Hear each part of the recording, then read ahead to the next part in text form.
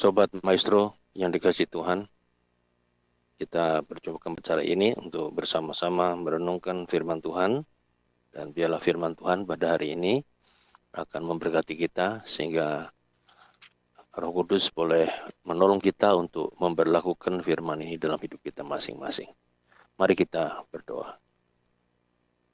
Bapa di dalam surga, terpujilah namamu, oleh karena Engkau memberikan pada kami semua kebaikan-Mu yang mengalir dalam hidup kami sepanjang pekan yang lalu, dan pada hari ini kami boleh ada di hadapan Tuhan untuk bersama-sama berbakti melalui acara Maestro Golden Moment.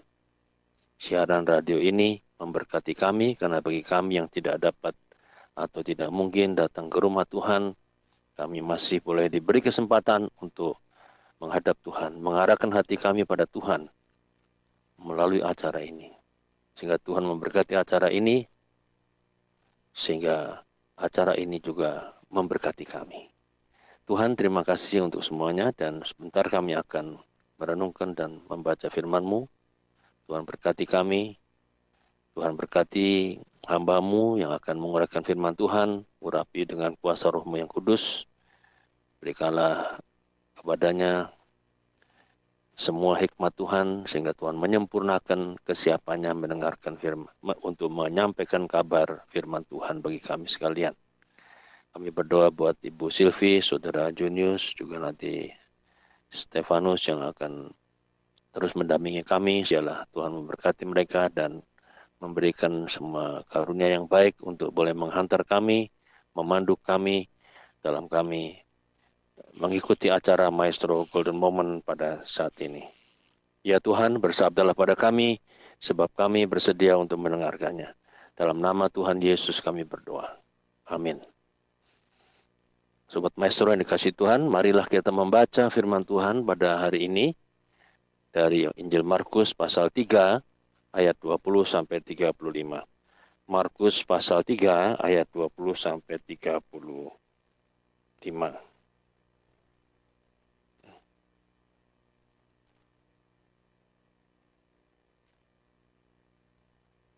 Yesus dan Beelzebul. Kemudian Yesus masuk ke sebuah rumah, maka datanglah orang banyak berkerumun pula, sehingga makan pun mereka tidak dapat. Waktu kaum keluarganya mendengar hal itu, mereka datang hendak mengambil dia, sebab kata mereka, ia tidak waras lagi. Dan ahli-ahli Taurat yang datang dari Yerusalem berkata, ia kerasukan Beelzebul, dan dengan penghulu setan ia mengusir setan. Yesus memanggil mereka, lalu berkata kepada mereka dalam perumpamaan, bagaimana iblis dapat mengusir iblis? Kalau suatu kerajaan terpecah-pecah, kerajaan itu tidak dapat bertahan. Dan jika suatu rumah tangga terpecah-pecah, rumah tangga itu tidak dapat bertahan. Demikianlah juga kalau iblis berontak melawan dirinya sendiri, dan kalau ia terbagi-bagi, ia tidak dapat bertahan, melainkan sudahlah tiba kesudahannya. Tetapi tidak seorang pun dapat memasuki rumah seorang yang kuat untuk merampas harta bendanya apabila tidak diikatnya dahulu orang kuat itu. Sesudah itu barulah dapat ia merampok rumah itu. Aku berkata kepadamu, sesungguhnya semua dosa dan hujat anak-anak manusia akan diampuni. Ya, semua hujat yang mereka ucapkan. Tetapi apabila seorang menghujat Roh Kudus, dia tidak mendapat ampun selama-lamanya, melainkan bersalah karena berbuat dosa kekal. Ia berkata demikian karena mereka katakan bahwa ia kerasukan roh jahat. Yesus dan sanak saudaranya. Lalu datanglah ibu dan saudara-saudara Yesus. Sementara mereka berdiri di luar, mereka menyuruh orang memanggil dia. Ada orang banyak duduk mengelilingi dia. Mereka berkata kepadanya, lihat, ibu dan saudara-saudaramu ada di luar, dan berusaha menemui engkau. Jawab Yesus kepada mereka, siapa ibuku dan siapa saudara-saudaraku? Ia melihat kepada orang-orang yang duduk di sekelilingnya itu dan berkata, ini ibuku dan saudara-saudaraku. Barang siapa melakukan kehendak Allah, dialah saudaraku laki-laki, dialah saudaraku perempuan, dialah ibuku. Demikianlah pembacaan firman Tuhan. Yang berbahagia yang mendengarkan firman Tuhan serta memeliharanya dalam kehidupannya sehari-hari. Haleluya.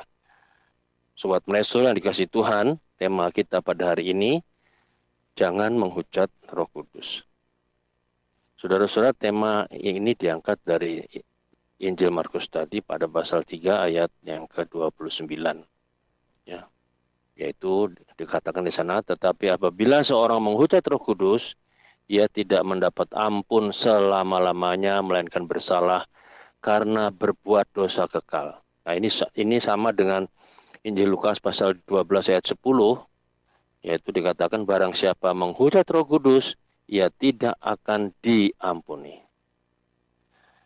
Saudara-saudara, pemakaian kata jangan ya, kata jangan itu sebetulnya dalam pola asuh kita mendidik anak, itu seringkali dianjurkan untuk dihindari pemakaiannya dalam kata-kata, ya terutama orang tua kepada anak, ya dihindarilah kata-kata ini. Namun saya ingin menggunakan tema kita pada hari ini dengan kata perintah larangan, ya jangan, karena sebagian besar dari orang percaya pada Tuhan seringkali menganggap remeh, seperti orang-orang Farisi dan ahli Taurat pada zaman dulu. Yang menganggap remeh Tuhan. Kata jangan adalah kata perintah yang merupakan suruhan yang harus dilaksanakan. Mengapa larangan itu sebagai sebuah keharusan yang suka atau tidak suka, mau atau tidak mau, wajib dilakukan dalam tindakan orang percaya? Karena akibatnya fatal, yaitu sebagai dosa kekal yang tidak pernah membuat kita masuk kepada hidup yang kekal. Atau dengan kata lain, dosa kekal itu membuat kita masuk neraka selama-lamanya. Kita mati kekal. Saudara-saudara, oleh sebab itu kita perlu paham betul tentang apa itu dosa. Karena umumnya masyarakat menggambarkan dosa itu secara sederhana, secara remeh. Ya, dianggap sesuatu yang jahat sajalah. Ya. Maka seringkali orang dengan mudah mencap orang dosa lu misalnya. Ya. Padahal hari itu kan harus diuji benar apa tidak. Hal seperti itu. Jadi begitu mudahnya orang mengatakan itu. Memang mungkin tidak terlalu keliru. Tapi marilah kita meneliti hakikat dosa itu apa sih sebenarnya. Nah, dalam bahasa Alkitab ada dua bahasa ya, bahasa Ibrani Perjanjian Lama dan bahasa Yunani Perjanjian Baru. Dalam bahasa Ibrani itu kata dosa itu dibunyikan het, H-E-T-H, het. Dalam bahasa Yunani dibunyikan hamartia, H-A-M-A-R-T-I-A. Dan kedua kata itu artinya sama, yaitu apa? Luput dari sasaran, atau menyimpang dari tujuan, atau meleset.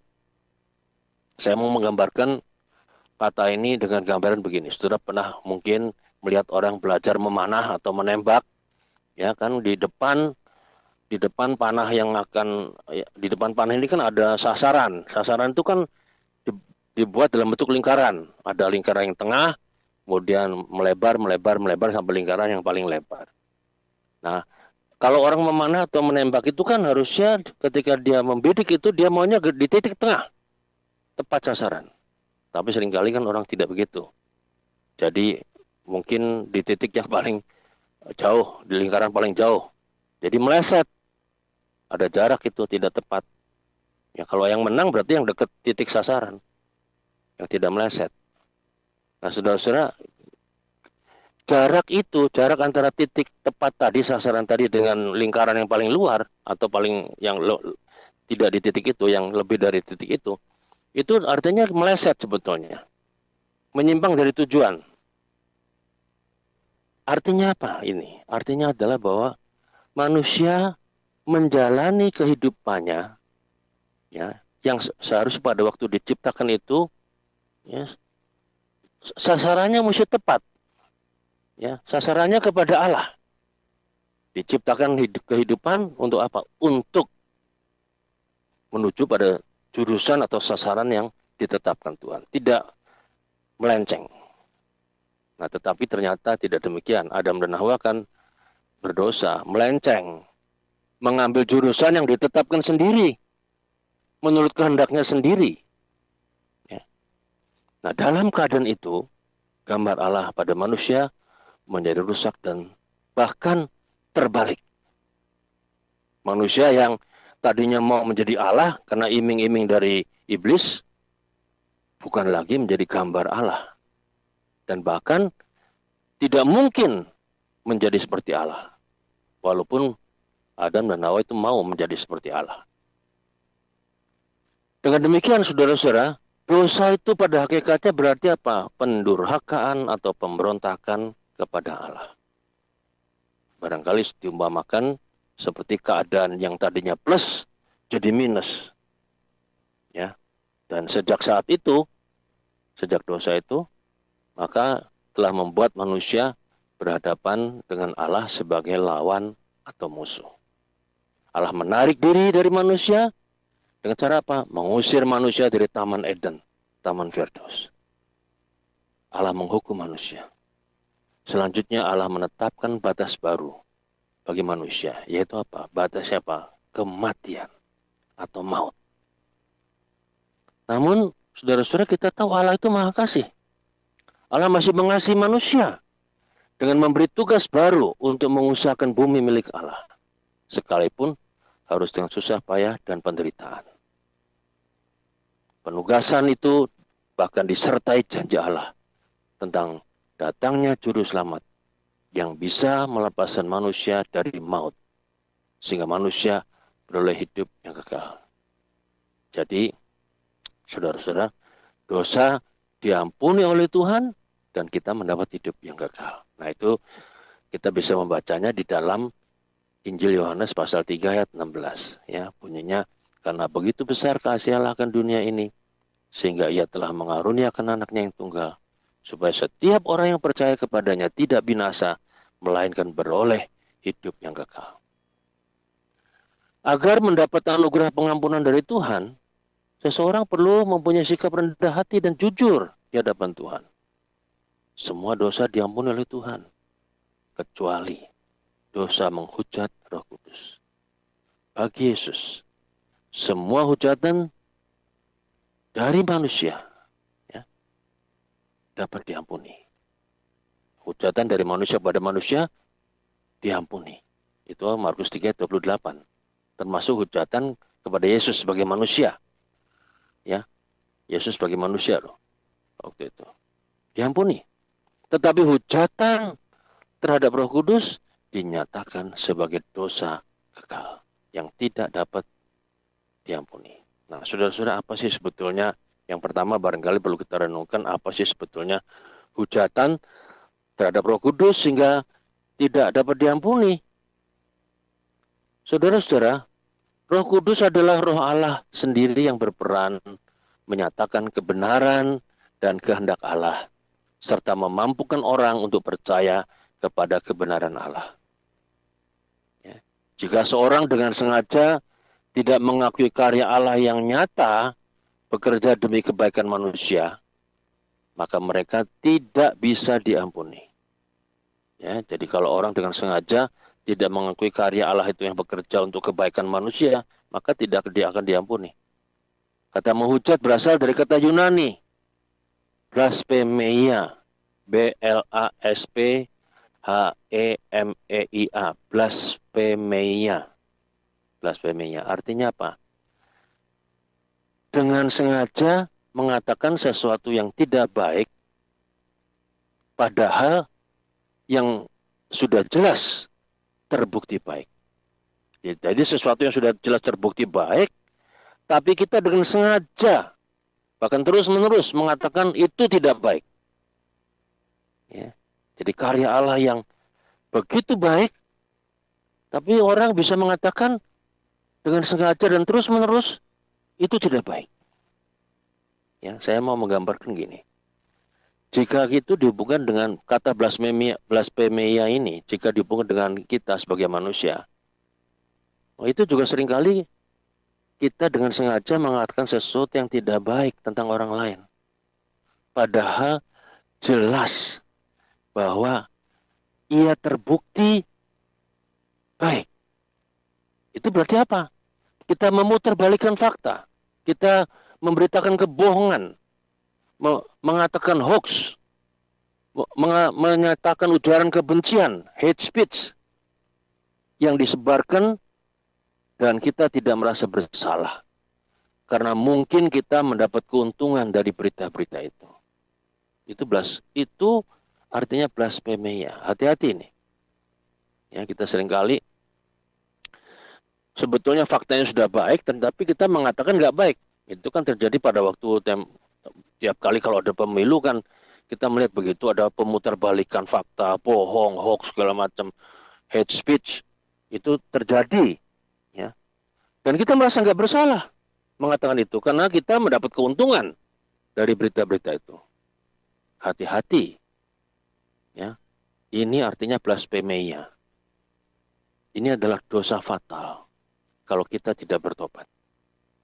Atau saudara-saudara, jika kata blasphemia ini dihubungkan dengan Allah, maka kita dengan sengaja mengatakan Allah tidak baik.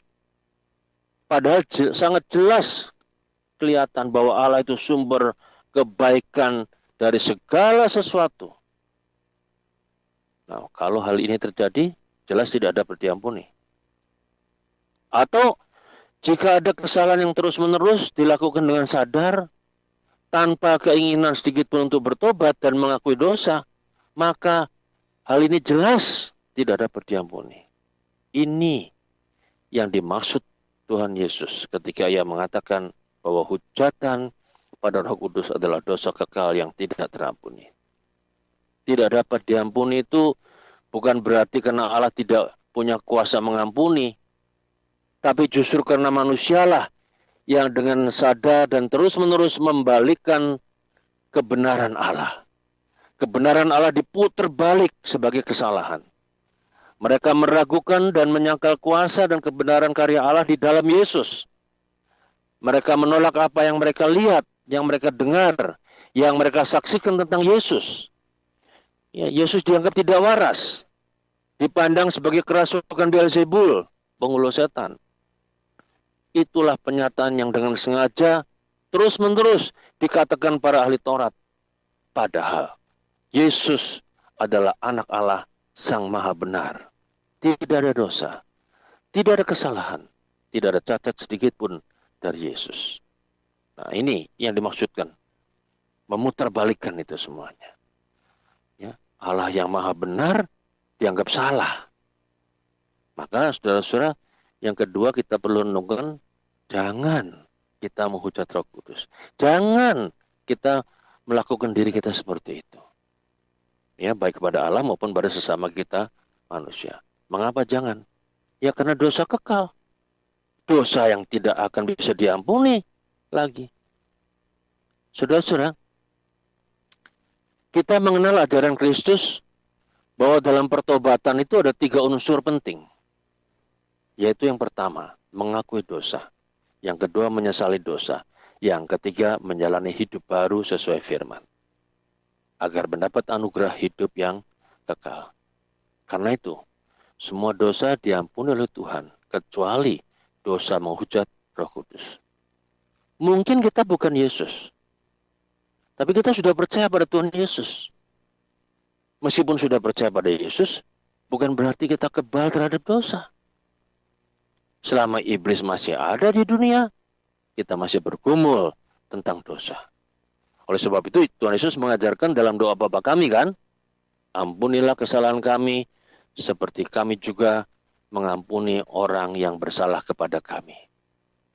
Dan janganlah membawa kami ke dalam pencobaan, tetapi lepaslah kami dari yang jahat. Itu doa yang diajarkan Yesus. Kenapa? Karena kita selama kita masih dalam dosa, selama iblis masih ada di dunia, kita masih bergumul tentang dosa ini. dan kita bisa jatuh dalam dosa. Ya, kita berkata, kita bersaksi, atau kita menyanyikan Allah itu baik, ya kan ada lagunya, Allah itu baik, sungguh amat baik. Ya, namun kerap kali ketika kita keadaan sedang terpuruk, menderita, kesusahan, dan lain-lain yang tidak menyenangkan, bukankah kita juga seringkali mempertanyakan di mana Allah kalau Ia maha baik? Kenapa Allah kok kelihatannya jahat? Hati-hati saudara-saudara. Jangan sampai dengan sengaja dan terus-menerus kita mengatakan Allah tidak baik. Padahal sangat jelas, nyata, terbukti bahwa Allah itu adalah sumber kebaikan dari segala sesuatu bagi umat manusia. Maka sebagai orang percaya, jangan sampai kita kebablasan seperti orang ahli Taurat tadi, memutarbalikkan kebaikan Allah. Kita mesti bertobat. Kita minta ampun pada Tuhan. Jangan sampai kita murtad sebelum selesai hidup kita di dunia ini. Karena jika sudah selesai dan kita belum bertobat, dosa kekal. Dosa kita tidak diampuni. Maka jangan menghujat Roh Kudus. Saudara-saudara, ada sebuah atau sepenggal kisah tentang Santo Ignatius yang lahir tahun 35, ya, yang menjadi murid Yohanes, yaitu Rasul Kristus, pengarang Injil Yohanes, ya, yang menjadi santo, ya, namanya Ignatius dari Antioquia. Dia kemudian hari menjadi uskup dan kemudian dia martir, ya, menjadi martir. Ignatius ini adalah murid yang pandai dari Rasul Yohanes. Dia saleh, dia bijaksana. Maka diangkat jadi uskup di Antioquia. Pada masa itu umat Kristen dikejar-kejar dan dianiaya oleh Kaisar Trajanus. Ya. Ignatius sendiri tidak luput dari pengejaran dan penganiayaan itu. Bersama Ignatius, banyak orang Kristen yang ditangkap. Dihadapkan pada Kaisar. Kaisar menanyai Ignatius, "Siapa engkau, hai orang jahat, yang tidak menaati titahku?" Dengan tenang Ignatius menjawab, "Janganlah menyebut jahat terhadap orang yang membawa Tuhan dalam dirinya. Akulah Ignatius, pemimpin orang-orang yang sekarang berdiri di hadapanmu. Kami semua pengikut Kristus yang telah disalibkan bagi keselamatan umat manusia. Kristus itulah Tuhan kami, dan Ia tetap tinggal dalam hati kami dan menyertai kami." Saudara-saudara, jawaban tegas Ignatius itu menimbulkan amarah besar sang kaisar. Kemudian ia segera dibelenggu dan disiksa. Tetapi sebagaimana Kristus, Ignatius pun menanggung semua penderitaan itu dengan tabah. Ia bersyukur pada Tuhan karena boleh mengambil bagian dalam penderitaan Kristus. Biasanya kepada mereka ditawari dua kemungkinan, murtad atau mati. Kalau mereka murtad dan menyangkal imannya, mereka akan selamat. Kalau tidak, nyawanya akan melayang. Nah, karena tidak mau menyangkal imannya, tidak mau murtad, Ignatius ditangkap dan digiring masuk Koloseum, yaitu gelanggang binatang buas. Di sana tubuhnya yang suci diterkam dan dicabik-cabik singa-singa lapar. Darahnya yang suci membasahi tanah gelanggang Koloseum itu, yang telah menampung ribuan liter darah para martir yang mati demi imannya, kesetiaannya pada Kristus. Ignatius menerima mahkota kemuliaan Allah pada tahun 107 Masehi, mati sebagai martir di kota Roma. Saudara-saudara, dari Santo Ignatius Antioquia ini, kita belajar untuk jangan menghujat Roh Kudus, melainkan tetap percaya akan penyertaan Tuhan dalam berbagai situasi, entah suka atau duka, termasuk di dalamnya penderitaan. Penderitaan tidak untuk dihindari, tapi perlu dihadapi dengan iman yang teguh. Tetap bersaksi bahwa Tuhan itu maha baik dan benar. Karyanya untuk kebaikan manusia. Ya, kita semua yang percaya kepadanya. Saudara-saudara, pertanyaan refleksi kita, Pernahkah dalam hidup kita menghujat Roh Kudus? Menghujat Roh Kudus itu prosesnya, ya dalam Alkitab digambarkan, pertama, jangan mendukakan Roh Kudus. Yang kedua, jangan menentang Roh Kudus. Jangan memadamkan api Roh Kudus. Ya, yang ketiga, yang keempat, jangan mengeraskan hati. Ya. Dengan cara apa? Seringkali kita mengeraskan hati kita pada Tuhan dengan cara apa? Berpikir terbalik. Menyalahkan yang benar, membenarkan yang salah. Menentang, melawan Allah. Dan bukan memuliakan Tuhan. Tapi kita bahkan menista Tuhan. Pada titik ini semua, ketika kita tidak ada dalam pertobatan, sehingga kita murtad, maka tidak ada lagi pengampunan. Apa yang kita lakukan ketika menghadapi kesulitan dan masalah yang berat dalam hidup ini? Tidak lain, tetaplah percaya. Jangan menghujat Roh Kudus. Tuhan memberkati. Amin.